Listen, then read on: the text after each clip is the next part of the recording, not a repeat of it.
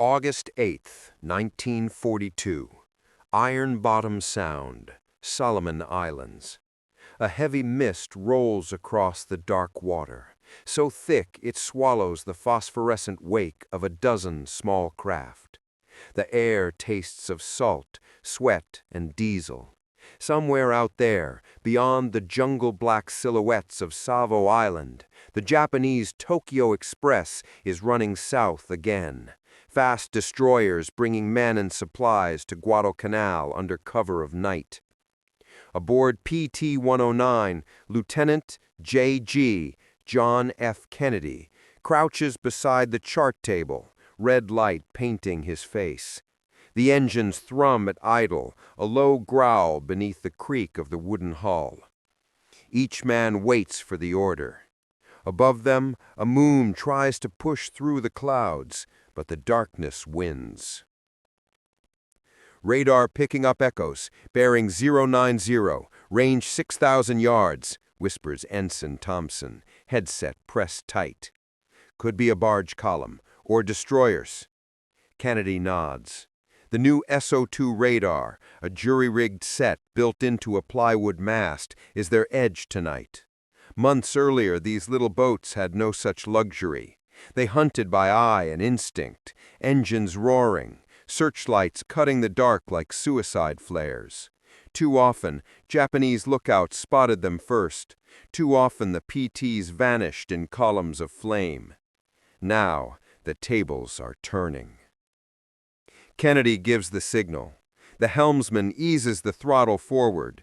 Twin Packard V-12 engines roar to life, their 1,200 horsepower vibrating through the deck plates.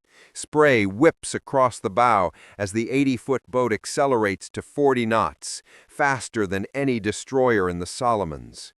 Ahead, the radar blip thickens. Somewhere beyond those black waves, a column of Japanese barges hugs the coast, bringing ammunition and reinforcements to Guadalcanal's desperate garrison. They believe themselves invisible. They do not yet know that tiny American boats now patrol the darkness, each carrying 4 21-inch Mark 8 torpedoes, each crew willing to gamble wood and gasoline against steel and gunfire. Kennedy motions to the gunners. 2 50-cal Browning machine guns swivel forward, barrels glinting faintly. The men speak little. They all know what happens if a searchlight catches them. One good shell and the PT disintegrates. No armor, no mercy. Over the intercom. Target group dead ahead. Range 3,000. Steady. Keep her at 30 knots. Fire 1. The torpedo leaves its tube with a hiss and plume of bubbles, then disappears into the black. A long, silent count. 20 seconds. 30. 40. Then a sudden muffled crump in the distance. A column of orange flame leaps skyward. Cheers echo through the spray. They've hit something. Maybe a barge. Maybe an escorting destroyer's stern. Either way, the night erupts. Tracers slash through the darkness, red and green lines whipping across the waves. The Japanese are awake now. Kennedy shouts, "Hard starboard! Let's get the hell out of here!" The PT heels sharply, engines howling, shell splashes erupt astern, geysers of seawater hammering the deck. The gunners return fire, cutting down the searchlight on a distant ship. In seconds, darkness swallows them again. Behind, the sea burns. One of the enemy transports lists, torpedoed clean amidships. Others scattered toward Savo Island, firing wildly into nothing. To the Japanese bridge crews, it feels like phantoms have struck them. Too small to see, too fast to track, too vicious to ignore. Kennedy wipes salt from his eyes and glances toward his radio man. "Send report. 1 target hit, 1 possible secondary explosion. Returning to base." The men exhale, the adrenaline finally ebbing. They know they'll be out again tomorrow night, and the night after that. For now, they are ghosts on the water, proof that even plywood and nerve can bite. As the PT boat fades into the dark toward Tulagi, the narrator's voice settles in. In 1942, while cruisers and carriers fought headline battles, the Solomon Islands became a realm of shadows.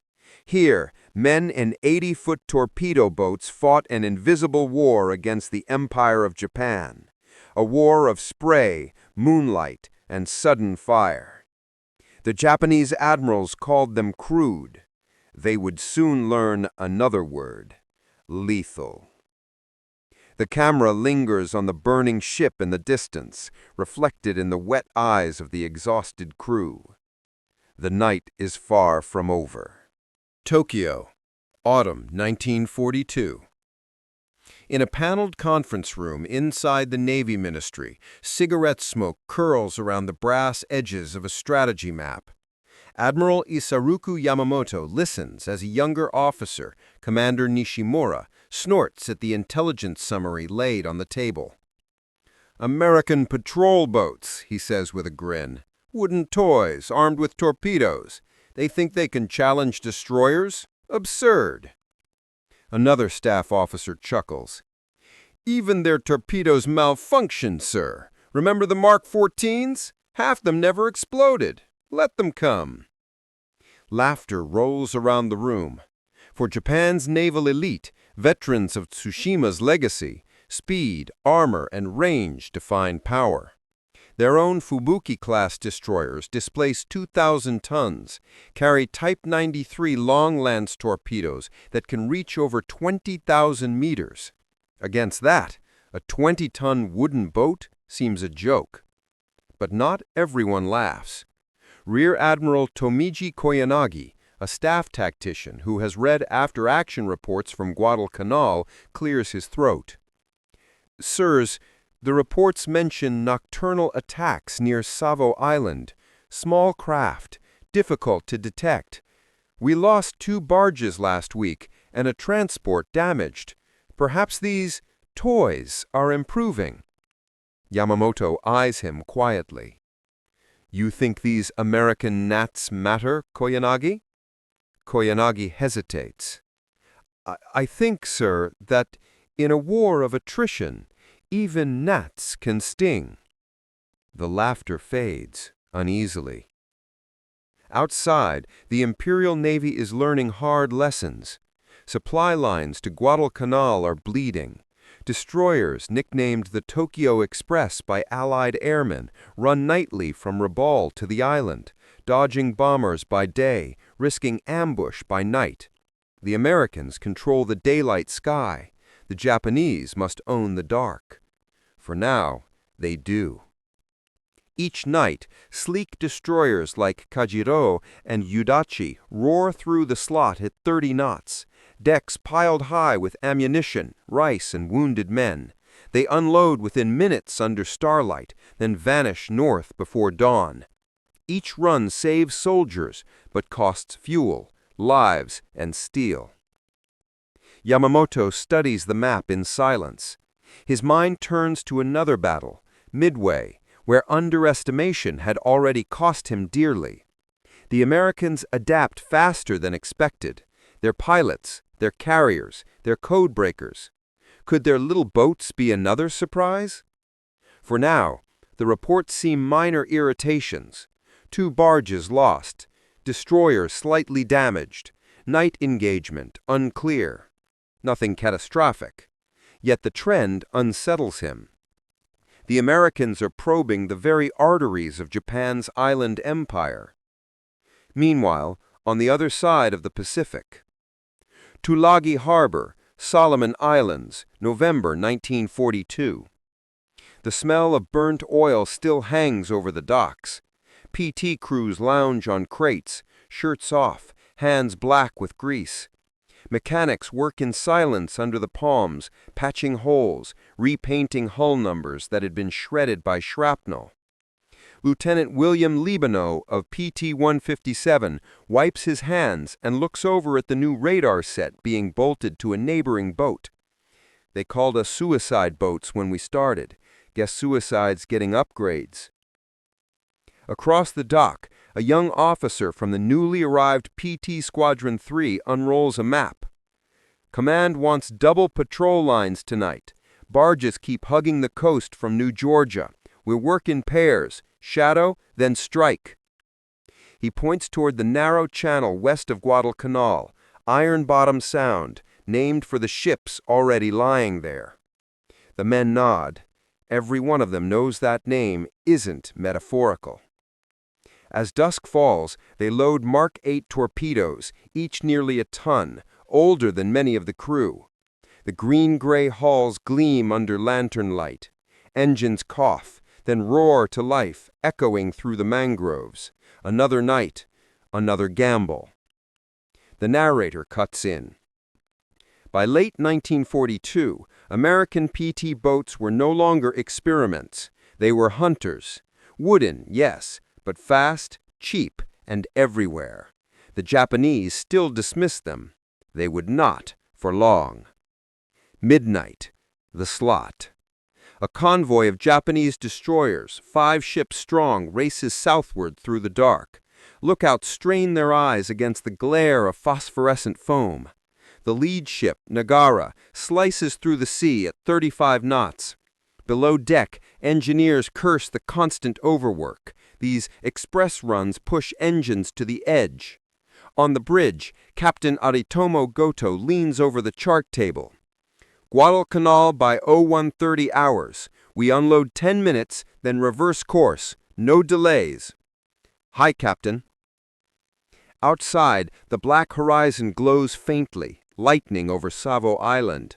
No moon tonight. Perfect cover. But something waits. Northwest of Savo, 0045 hours. 3 PT boats drift in silence, engines throttled back. Crewmen peer into the gloom through binoculars. The radar scope hums faintly, its green line sweeping across the glass. Contacts, bearing 0155, 5 miles, big ones. Libano grips the intercom. All boats, prepare to intercept. They fan out in a shallow crescent. Spray stings their faces as they pick up speed, hulls slapping the waves. In the distance, the destroyer's wakes glimmer faintly under the clouds. Range 2,000, firing point approaching. Fire 1, fire 2. 2 torpedoes streak away, leaving ghostly trails. Seconds later, the night explodes. A tremendous flash. One of the Japanese transports erupts into flame. Chaos. Searchlights flare on, beams slicing across the sea. They see us. Break! Break! Tracer fire erupts, bright orange ribbons across the black. The PTs weave and zigzag at full throttle, their wakes glowing like molten silver. Shell splashes tower around them, shock waves thumping the deck. One boat, PT-44, takes a hit aft, fire blooms. Her crew jumps into the sea as ammunition cooks off. But the others vanish into the dark again, fast, small, gone. By dawn, 2 enemy barges and 1 destroyer lie crippled, one aground and smoking near Tasafaranga. The crude boats have struck again. In Tokyo, the morning briefings grow tense. The once laughed-at American patrol craft are now costing ships, men, and morale.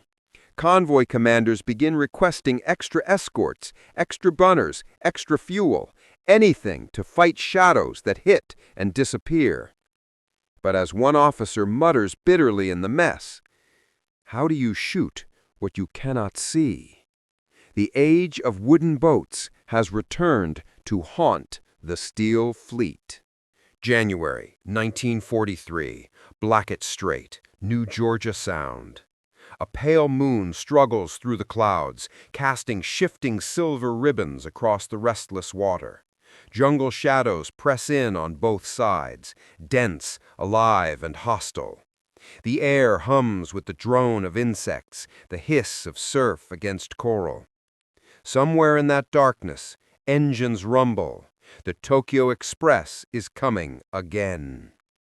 On the deck of PT-109, now part of Motor Torpedo Boat Squadron 2, Lieutenant John F. Kennedy adjusts his binoculars.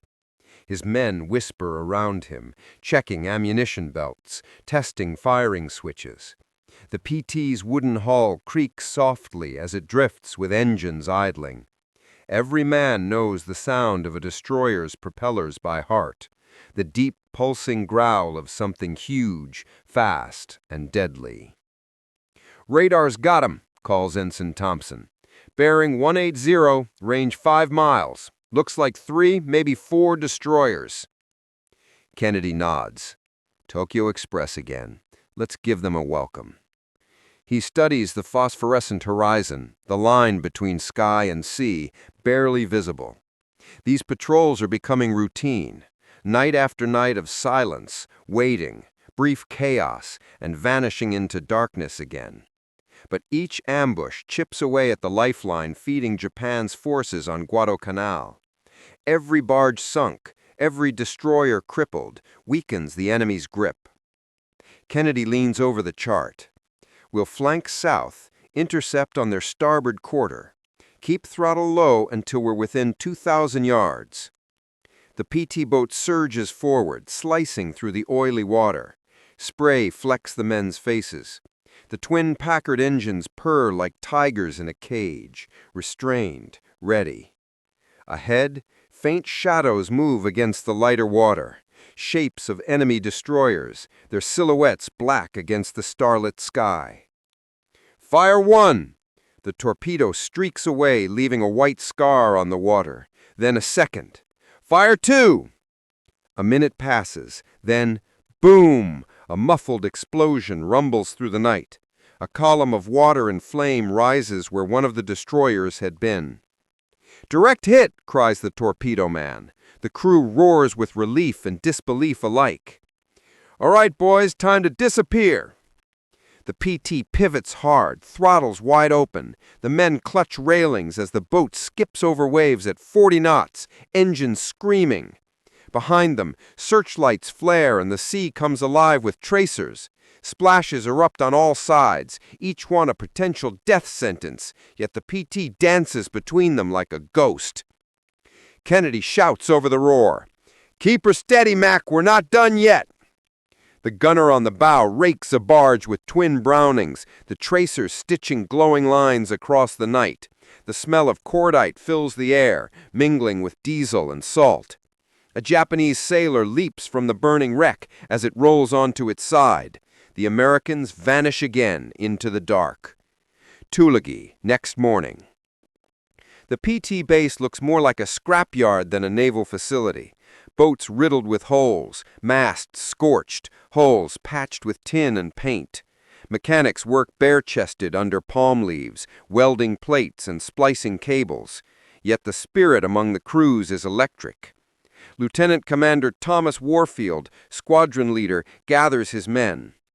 "They're calling us the Mosquito Fleet now. I say we keep biting." Laughter ripples through the group, but the exhaustion in their eyes betrays the toll. Weeks of patrols, no radar replacements, and constant danger. Warfield continues. "Command says the Tokyo Express has stepped up runs. More destroyers, heavier escorts. They're adapting. So will we." He gestures to a mechanic tightening bolts on a new radar antenna, a crude improvised installation built from salvaged parts and U.S. Navy leftovers. It's ugly, but it works. "We're getting better at this," Warfield mutters, "and they're starting to bleed." The camera pans across a row of PT boats, numbers hand-painted on their bows, sunlight glinting off bullet holes patched with tape and tin. In the distance, Marines haul crates of ammunition toward Henderson Field. Overhead, a pair of P-39 Airacobras buzz low, heading for patrol. Guadalcanal's fate is still uncertain, but the momentum has shifted. Rabaul, headquarters of the 8th Fleet. The mood is grim. Reports arrive daily. Destroyer Kaigero, damaged. Transport Sadomaru, sunk off Columbangara. 20 men, lost. Admiral Gunichi Mikawa slams a fist on the table. Every night we risk ships worth thousands of men to feed a starving island. And now these torpedo boats pick us apart. A junior staff officer speaks timidly. Sir, perhaps we could assign more air cover, reconnaissance during the day to locate their bases. Mikawa glares. Our aircraft are already stretched thin. Every Zero we send south doesn't return, and you want to waste them chasing motorboats? The word burns with contempt, yet fear hides behind it. The Imperial Navy's doctrine, built on decisive fleet battles, has no answer to hit-and-run attacks that bleed resources slowly but relentlessly. Rear Admiral Koyanagi, the same officer who once warned against underestimating the enemy, speaks softly. Admiral, perhaps the problem is not their boats. It is our belief that size equals strength. Mikawa's eyes narrow. Speak plainly. The Americans fight with what they have. Radar, engines, courage. We fight as if it is still 1905. They are adapting to the jungle and the night, and we are not. Silence falls. The map between them, spotted with blue and red pins, seems to whisper of shifting tides. Guadalcanal will soon fall. The Mosquito Fleet is part of that reason. Night again. The Slot, March 1943. PT-109 and her sister boats idle near Columbangara's coast. The moon is full tonight, betraying their silhouettes. Every ripple glows faintly in the white light. Kennedy watches the horizon. Too bright, he mutters. They'll see us coming a mile off. The radio man listens to static, then stiffens. Incoming signal! Tokyo Express! Estimated 6 destroyers heading fast south. Kennedy exhales. We're going to dance anyway. He grips the throttle, and the PT surges forward once more. The engines roar, drowning out the cicadas and surf. Spray blinds the windshield. The men brace for the hunt.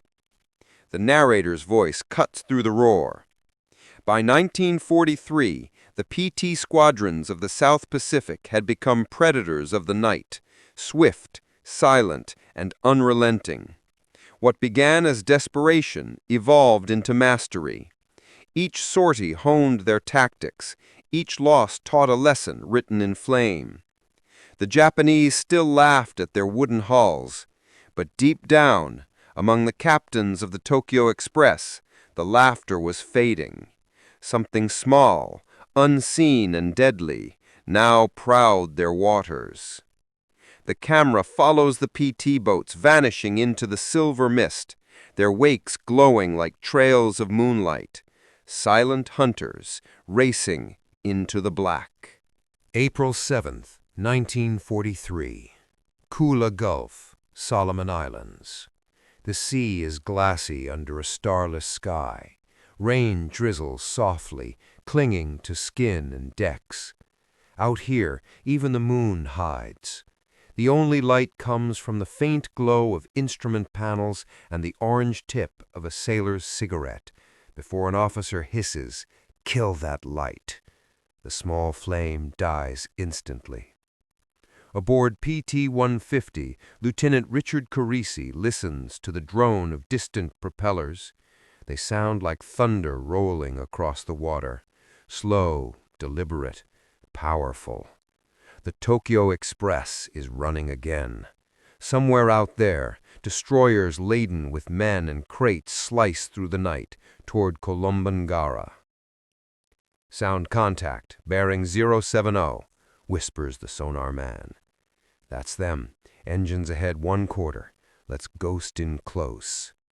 The PT boat creeps forward, every wave slap echoing in the tense silence. The men's faces glisten with sweat and rainwater. Above, tropical clouds churn. It feels like the sky itself is holding its breath. Suddenly, flash! A searchlight arcs across the water, catching a brief reflection off a wave near PT-150's bow. Carisi curses. They saw something. Move! Move! He slams the throttles forward. The twin Packards roar to full power, the hull rising on plane. Tracer fire erupts from the darkness, long, searing red lines snapping overhead. Water erupts around them in white plumes. Return fire!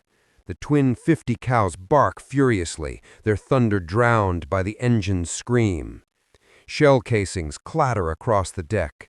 From behind a curtain of smoke and spray, Carisi shouts, "Fire 1! Fire 2!" 2 torpedoes streak away. Seconds later, an orange bloom splits the night. A Japanese destroyer, later identified as Arashi, erupts in flame amidships. Its own torpedoes, half-loaded, detonate in sympathy. The sky flashes like daylight for an instant, revealing twisted metal and bodies flung into the air. Then, darkness again. Only the echo of the explosion and the fading roar of engines. The PT boat limps away, one engine sputtering, deck scorched but alive. The crew is silent. They've seen death before, but never like that. "We got one," whispers the gunner, almost disbelieving. Carisi nods, gripping the rail. "Yeah, but they'll be angrier than hell tomorrow night." Tulagi, the aftermath. The next morning, smoke still lingers above the water. Debris, splintered wood, oil drums, fragments of uniforms drift ashore. The PT base hums with subdued energy. Mechanics patch holes with sheet metal. Medics tend to burns and shrapnel wounds. Commander Thomas Warfield reads the after-action reports, his expression grim but proud. 3 enemy ships confirmed hit. 2 sunk. Good work, boys." He looks up at the exhausted crews. "The Tokyo Express is getting slower. They know we're waiting." An intelligence officer from Henderson Field leans over the table, dropping aerial photos taken at dawn. "Recon shows them using smaller barges now, hugging coastlines, running without lights. They're adapting. So must we." Warfield taps the map. "Then we hunt the coasts, quiet and close." The men nod. They know what that means. More danger, more nights in the dark, closer to enemy guns and reefs. But none of them flinch. The narrator's voice breaks in. "In war, innovation often begins with desperation. The PT squadrons of the South Pacific learned to fight on instinct, invention, and courage. They were mechanics, sailors, and hunters, turning wooden boats into precision weapons. Each engagement rewrote the doctrine of naval warfare." Rabaul Naval Base, 2 weeks later. Inside a war-dimmed operations room, Admiral Mikawa stares at the newest reports. Destroyer Arashi lost. Barge flotilla decimated near Kolombangara. 2 cargo vessels missing. He slams his fist on the table, teeth clenched. "How many more will we lose to these mice?" Rear Admiral Koyanagi speaks carefully. "Sir, our destroyers are faster, but they cannot maneuver in those narrow channels. The Americans use radar. We must adapt our convoys. Smaller ships, more deception." Mikawa turns away, frustration etched deep in his face. "Radar," he mutters bitterly. "That cursed invention." He knows it's true. Japanese destroyers still rely on night-trained lookouts and flares. The Americans now fight with unseen eyes, radar that pierces darkness, guiding torpedoes to targets before the enemy even knows they're there. Outside, a squadron of Mitsubishi G4M Betty bombers roars overhead toward Guadalcanal, another desperate strike that will likely lose more planes than ships it sinks. Japan's technological edge is eroding fast. The hunt intensifies. May 1943. New Georgia Sound. The night sky explodes with lightning from a tropical squall. PT boats weave through the rain, radar screens flickering with static. Water crashes over the bows, but the men keep going. Lieutenant Kennedy's PT-109 leads a small formation, 3 boats fanning out toward Vila Harbor. They know enemy barges are running supplies tonight. The rain helps conceal them, but it also blinds them. Visibility near zero. Hold steady, boys. Eyes on the radar. If we see a ghost, we hit it. Suddenly, a massive explosion lights up the horizon, a Japanese ship struck by another PT's torpedo. The rain turns orange from the reflection of fire. The men cheer, but only for a moment. A second later, a shell smashes into the sea beside them, spraying shrapnel. Kennedy ducks instinctively, water cascading over his head. "They've spotted us! All boats scatter!" The next few minutes dissolve into chaos, roaring engines, flashing guns, and the deafening crash of waves. PT-109 banks sharply between columns of fire, vanishing into the smoke. When the storm clears, the Americans are gone, and the Japanese convoy lies in ruin. 1 destroyer crippled, several barges sunk, the rest limping toward base. Tokyo, summer 1943. In a quiet briefing room, a naval intelligence officer delivers grim news to the Admiralty. "The Americans have built nearly 800 of these patrol torpedo boats, sir. They operate from Tulagi to Rendova. Every month more appear." The Admiral's face darkens. "And how many destroyers can we afford to lose before these pests bleed us dry?" Silence. No one answers. They all know the truth. Japan's fuel, steel, and time are running out. The same officers who once laughed at the crude boats now whisper of them with respect and dread. Narrator, voiceover. In the endless nights of the Solomons, power was redefined. No longer did the largest ships rule the sea, but those who could see first, strike fastest, and vanish before dawn. The PT boats had turned the Tokyo Express into a gauntlet of fear. And yet, their greatest test was still to come, one that would turn a young lieutenant's name into legend. August 1st, 1943. Blackett Strait, Solomon Islands. The night is suffocatingly still.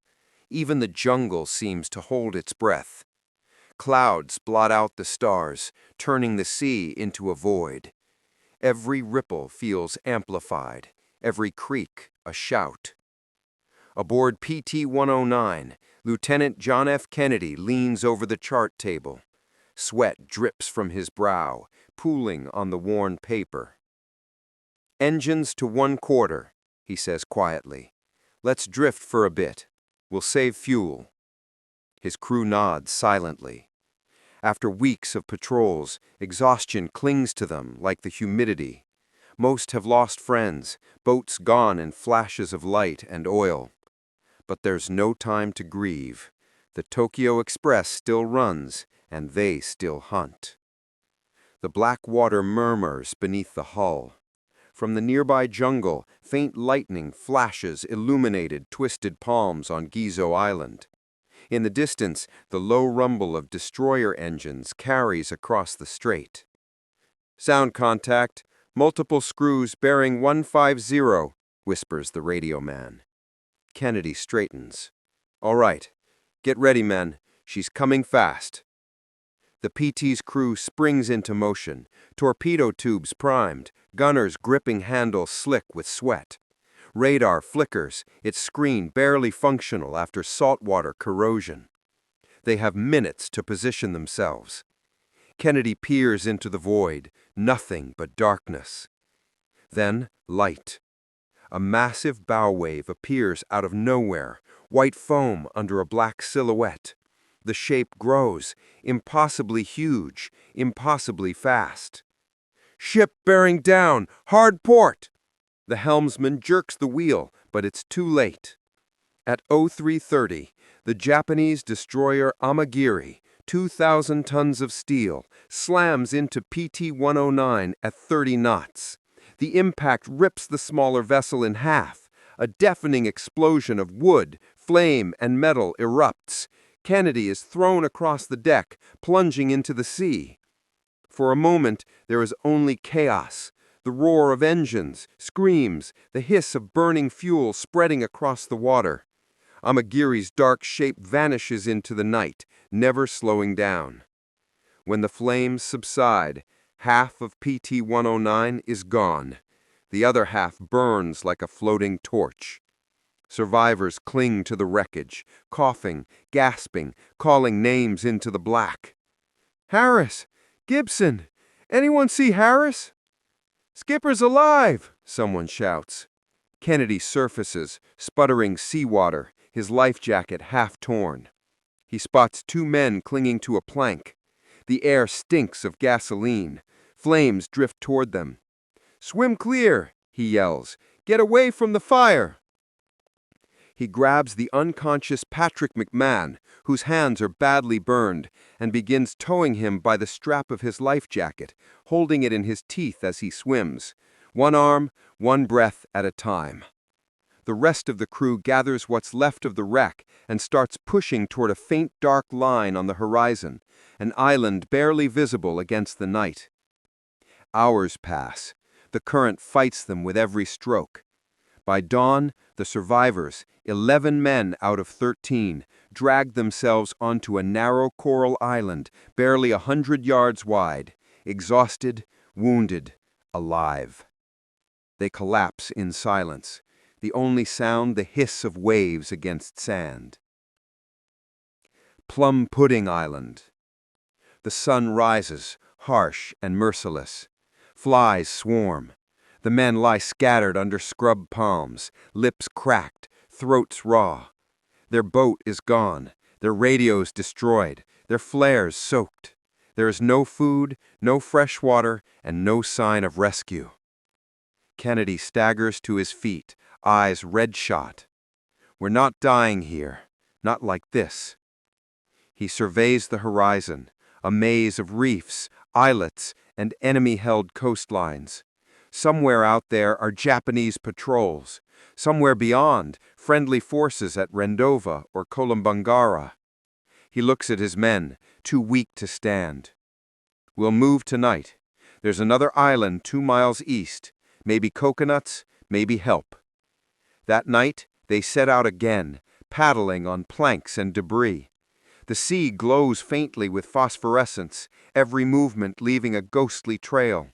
Kennedy swims in front, still towing McMahon by his life jacket strap. His muscles scream with pain, but he keeps going. They reach Olasana Island hours later, collapsing under the trees. Here they find coconuts. Green, bitter, but life-saving. They drink the juice like men possessed.